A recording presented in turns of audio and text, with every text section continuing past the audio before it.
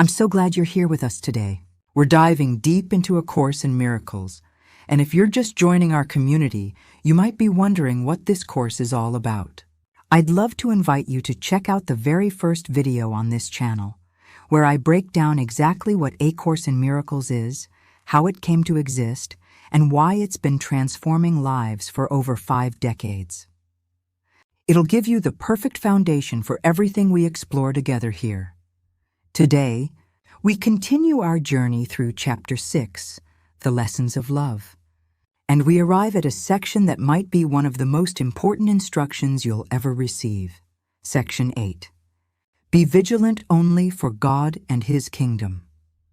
These 8 words contain a practice that, if truly understood and applied, will completely transform your experience of reality. Because what you watch for is what you will see. What you're vigilant for is what you will find. And where you place your attention determines the world you experience. Let's talk about vigilance for a moment. In everyday language, being vigilant means being watchful, alert, carefully observant. It means paying close attention, staying aware, keeping guard. And here's the thing. You're already vigilant.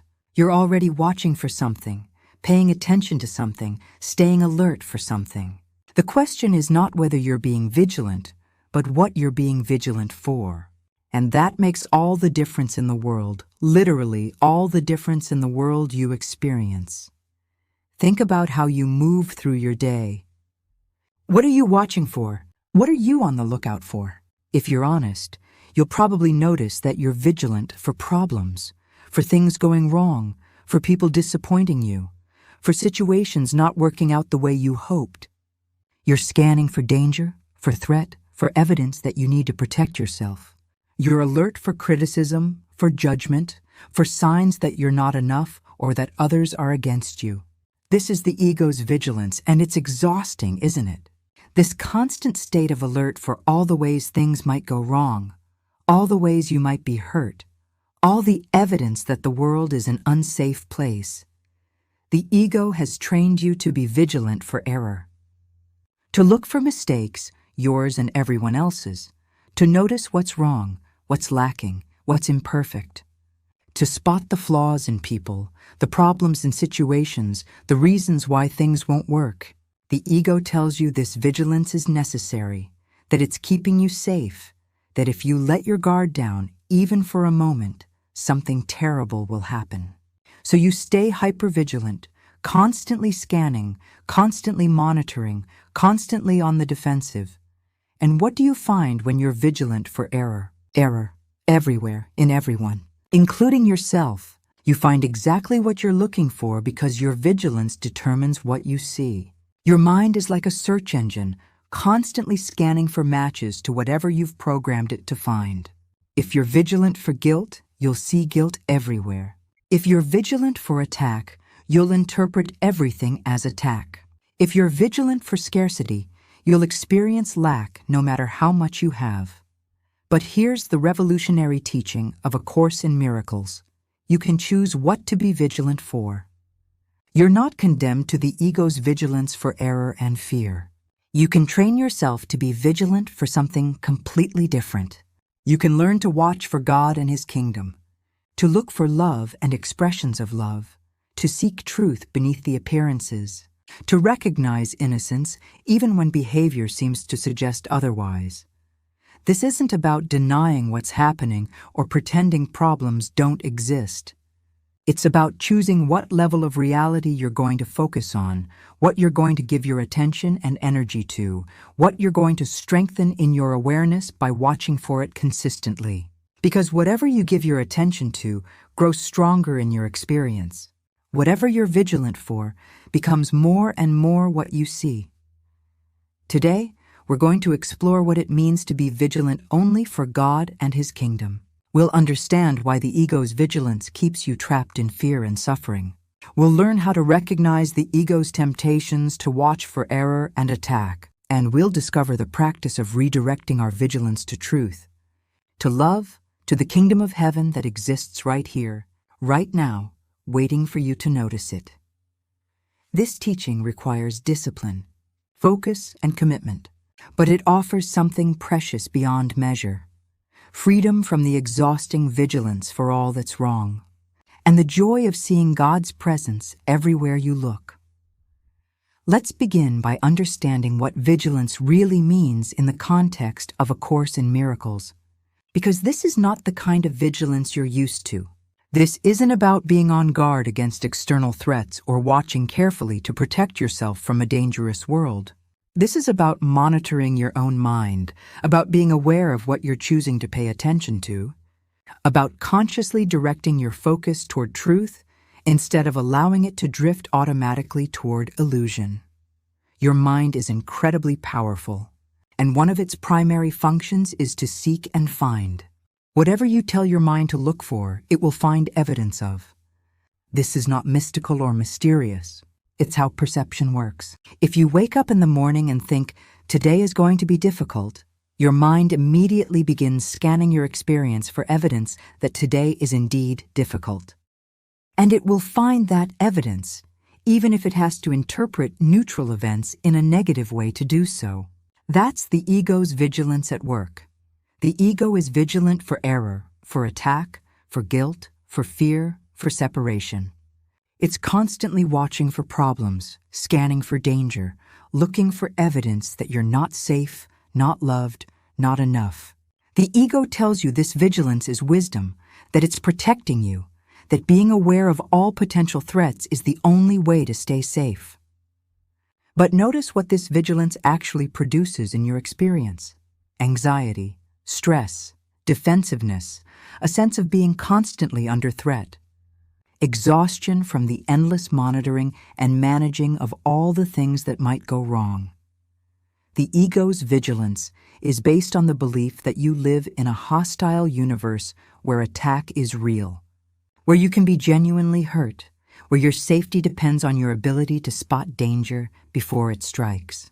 So you live in a state of perpetual alert, perpetual defense, perpetual readiness to protect yourself. And the more vigilant you are for attack, the more attack you see. The more you watch for guilt, the more guilty you and everyone around you appear. The more you're alert for error, the more error-filled your experience becomes. Now contrast this with the Holy Spirit's vigilance. The Holy Spirit is vigilant for truth, for love, for innocence, for the presence of God. The Holy Spirit looks at the same situations, the same people, the same circumstances that the ego looks at, but sees something entirely different. Where the ego sees attack, the Holy Spirit sees a call for love. Where the ego sees guilt, the Holy Spirit sees innocence crying out to be recognized. Where the ego sees separation and conflict, the Holy Spirit sees opportunities for joining and healing. Here's what's crucial to understand.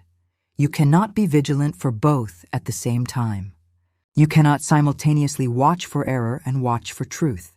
You cannot be alert for attack while also being alert for love. Your attention can only focus in one direction at a time.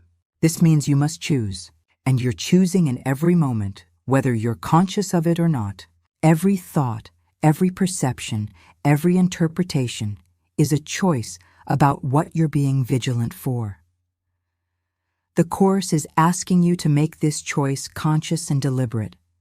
Instead of letting the ego's automatic vigilance for error run your experience, you're invited to deliberately choose to be vigilant for God and His kingdom. This requires discipline because the ego's patterns are deeply ingrained, habitual, automatic. Your default setting, if you're not paying attention, will be the ego's vigilance. But you can change your default. You can train your mind to automatically look for truth instead of error, to seek love instead of fear, to watch for God instead of watching for problems. This is spiritual practice. This is the work, not believing the right things, not performing the right rituals, but actually training your mind to focus differently, to watch for something different, to be vigilant for reality instead of illusion. Now let's talk about what you're actually being vigilant against when you practice this teaching. Because being vigilant for God and His kingdom necessarily means being vigilant against the ego's constant invitations to see something else, The ego doesn't just sit quietly while you try to focus on truth. It actively, persistently, cleverly tempts you to shift your attention back to illusion, back to error, back to fear. Understanding these temptations is essential because you cannot resist what you don't recognize. The ego's primary temptation is the temptation to judge. Every single day, probably every single hour, you're presented with situations and people that the ego immediately wants to judge. Someone cuts you off in traffic and the ego says, judge them. They're a terrible driver, selfish, inconsiderate. A coworker makes a mistake and the ego says, judge them. They're incompetent, careless, not as good at their job as you are. You make a mistake yourself and the ego says, judge yourself. You're stupid. You always mess things up. You're not good enough. Every judgment is a choice to be vigilant for error instead of truth. Every judgment says, I'm going to focus on what's wrong here, what's lacking here, what shouldn't be here. And the more you indulge this temptation, the more your experience becomes filled with things to judge, because you're training your mind to look for error.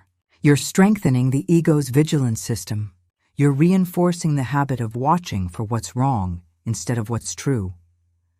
The second major temptation is the temptation to see attack.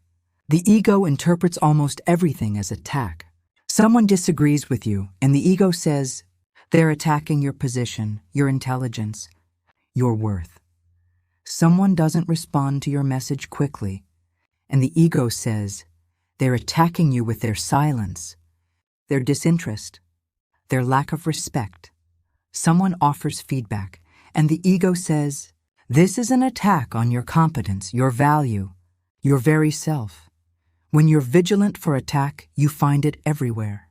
You become hypersensitive, constantly on the defensive, interpreting neutral events through the lens of threat. And here's what's insidious. When you see attack, you feel justified in attacking back. When you're vigilant for attack, you create a world where attack seems real, necessary, justified. You trap yourself in an endless cycle of perceived attack and defensive counterattack. The third temptation is the temptation to focus on guilt. The ego loves guilt, both in yourself and in others. When you make a mistake, the ego wants you to be vigilant for all the evidence of your guilt, all the ways you've failed, all the reasons you should feel bad about yourself. When others make mistakes, the ego wants you to be vigilant for their guilt, to remember their offenses, to keep a running tally of all the ways they've wronged you or fallen short. Guilt keeps you stuck in the past, constantly reviewing what went wrong, what shouldn't have happened, what you or others did that was bad or wrong or hurtful. Being vigilant for guilt means your attention is constantly focused on error, on sin, on separation from God. And this vigilance makes guilt seem real, makes it seem like something that truly stains you or others, something that cannot be undone or healed. The discipline that A Course in Miracles asks of you is to catch these temptations as they arise and withdraw your attention from them. Not to fight them, not to feel guilty about having them, but simply to notice when the ego is inviting you to be vigilant for error and to gently choose differently. No, I'm not going to focus on that judgment. I'm not going to give my attention to that perception of attack. I'm not going to dwell on that guilt. This requires vigilance against vigilance for error.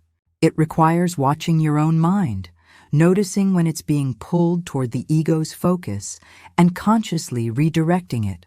It's like training a puppy that constantly wanders off. You don't punish the puppy. You gently but firmly guide it back to where you want it to be. Again and again. Patiently. Consistently. Each time you catch yourself being vigilant for error and choose to redirect your attention to truth, you weaken the ego's hold and strengthen your alignment with the Holy Spirit. Each time you refuse the temptation to judge, to see attack, to focus on guilt, you train your mind in a new pattern, a new way of seeing, a new vigilance. So what does it actually mean to be vigilant for God and His kingdom? What are you watching for when you shift your vigilance from the ego's errors to the Holy Spirit's truth? This is where the practice becomes beautiful, transformative, and deeply healing. Because being vigilant for God's kingdom means training yourself to see what's actually real, what's actually true, what's actually present beneath all the ego's illusions. First and foremost, being vigilant for God means watching for love. Not the ego's conditional, selective, bargaining version of love, but real love. The love that is everyone's true nature. The love that is the very essence of God. This means that in every person you encounter, in every situation you face, you're looking for the love that's present. Sometimes that love is obvious, expressed clearly and warmly.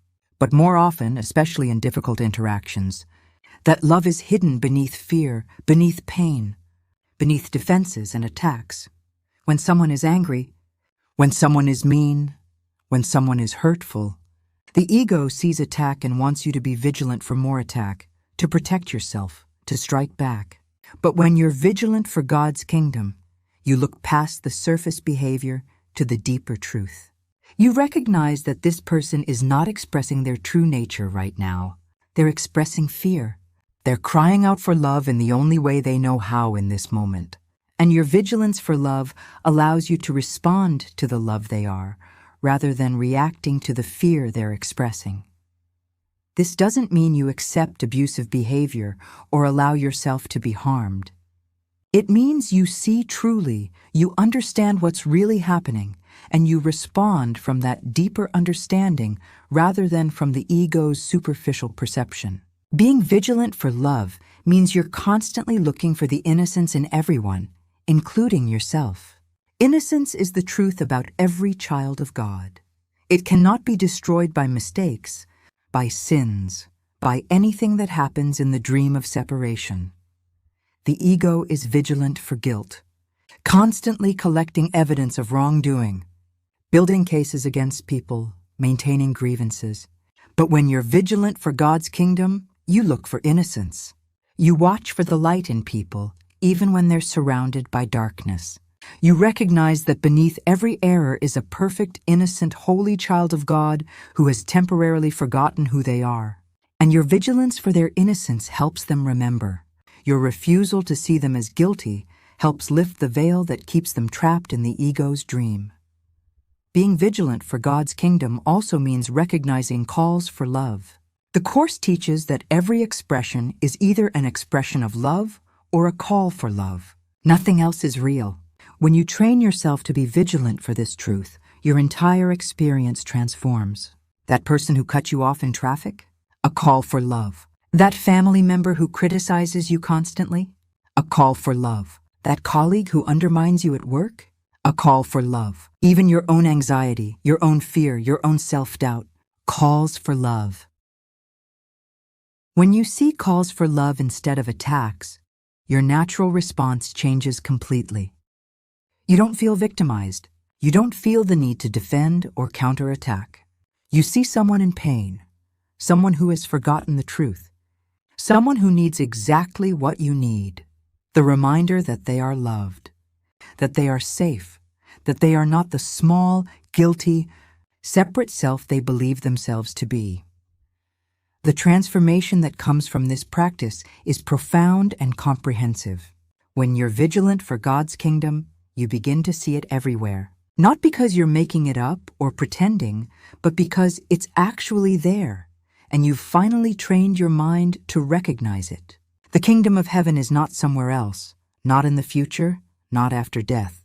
It's here, now, in this very moment, visible to those who are vigilant for it, invisible to those who are vigilant for error.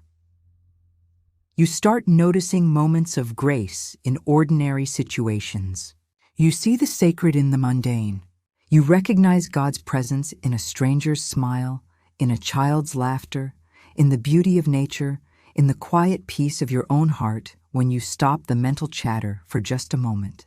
You become aware that you are surrounded by love, held by love, living in love, because that's what God's kingdom is. This vigilance becomes your practice, your meditation, your constant returning to truth. We've reached the end of our exploration of this powerful and transformative teaching from A Course in Miracles. Be vigilant only for God and His kingdom. Take a moment right now to absorb the full weight of what this means for your life. Your vigilance, your focused attention, your habitual watching determines the world you experience. This is not a small thing. This is everything. Let's remember the essential truths we've uncovered together today. We've learned that you're already vigilant, already watching for something. And the question is not whether to be vigilant, but what to be vigilant for.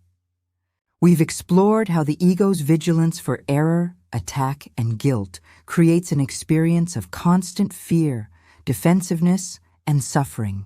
We've recognized the ego's persistent temptations to judge, to see attack, to focus on guilt.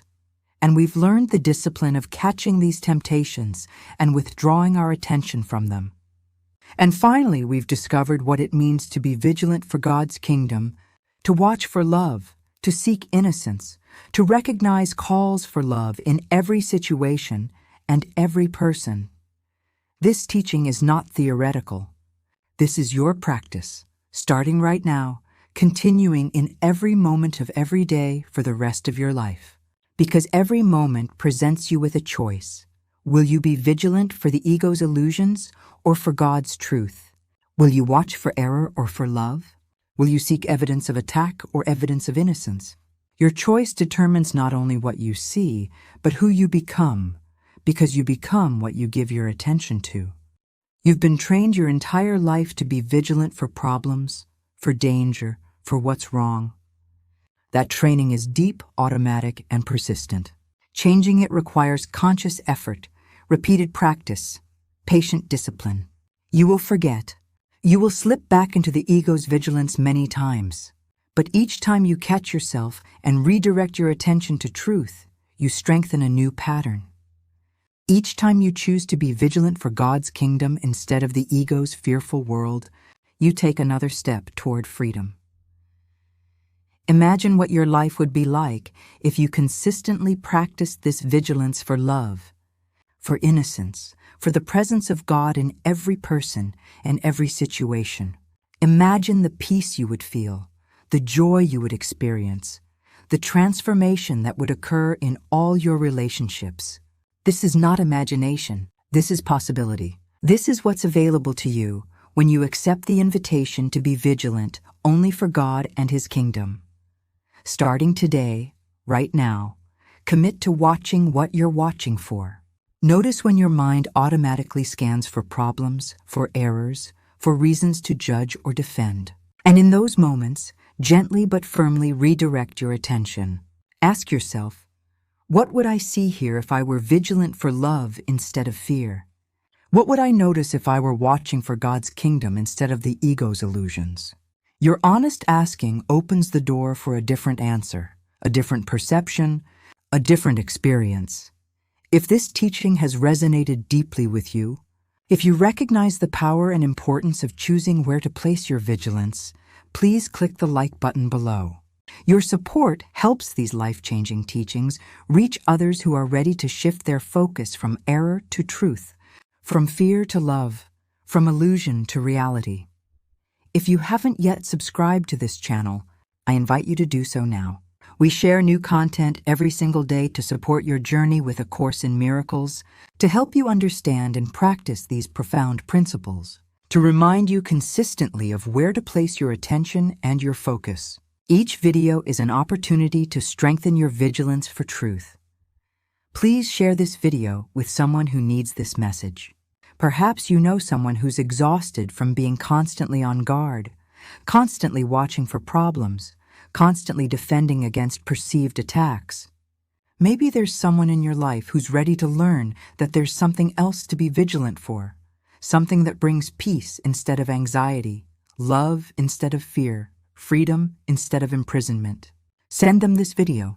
Your sharing might be the catalyst for their transformation, and I would love to hear from you in the comments. What are you being called to be vigilant for? Where have you been watching for error that you're now ready to redirect toward truth? What happens in your experience when you practice vigilance for God's kingdom? Share your insights, your challenges, your breakthroughs. Your experiences can encourage and inspire others who are learning this same practice. Thank you so deeply for being here today, for opening your mind to this teaching, for being willing to change what you're vigilant for. You are not a victim of what you see. You are the chooser of what you watch for, and what you watch for determines everything. Remember, be vigilant only for God and His kingdom. Watch for love, seek innocence, recognize calls for love, and in that vigilance, discover the peace and joy that have been waiting for you all along. Until next time, may your attention be focused on truth, your vigilance be for love, and your experience be of the kingdom that is always present, always here, always now.